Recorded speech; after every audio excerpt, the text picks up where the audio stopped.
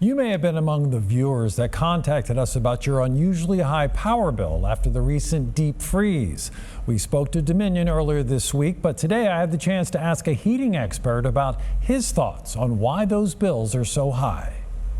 It's my everyday life during this period of time. Everybody's getting their December and January's bills, which has been 3 times, a lot of times, 4 times what the price was.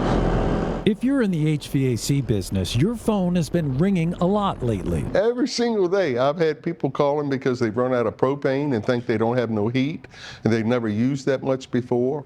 Oil furnaces, the extreme gas bills, you get a lot of calls that are not no heat call. They're upset because the power bill's high. We find out the unit's running perfectly.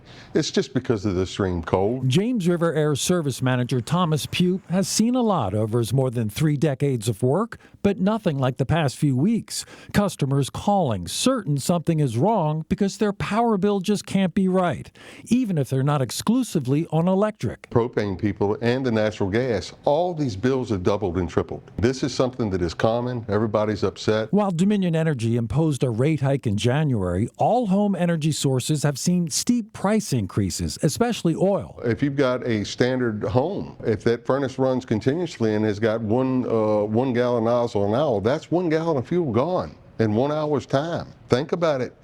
How many hours are in a month? Right. And when it's going to have to run and how much it's going to have to consume. So 10 to 15 degrees warmer outside can mean a couple $100 on your fuel bill, no matter what kind of fuel you're using. Pugh points out a heat pump is the best way to heat or cool a home in Virginia. But in the extreme cold, that device is limited, and your auxiliary heat kicks in, which is dramatically less efficient. And if that supplementary unit is electric, think of it as a hairdryer that would have been running constantly. It's like an incandescent light bulb with a filament in it. So it just gets hot. That's how it consumes its electricity. And that's what gobbles it up in order to accommodate supplementing for the loss of the heat pump at the colder temperatures. Pugh says there are steps you can take to soften the blow of your next bill after extreme weather. I don't mean to be primitive, but grab that extra blanket. Turn your thermostat down a couple degrees.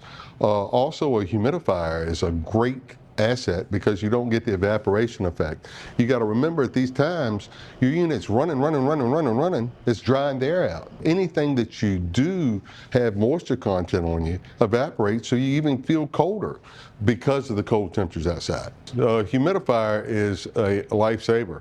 Hell, if you don't have a humidifier, cook your pot of spaghetti once a night, and let it cook, and it's all the difference in the world. And offering some hope, Pugh points out from his viewpoint, this winter is far from the norm. Oh, it's been one whopper of a winter. I mean, I have not seen it like this in my 32 years working here. Along with that, I've seen more frozen drains and condensate lines and humidifiers and gas furnaces that work on 90+.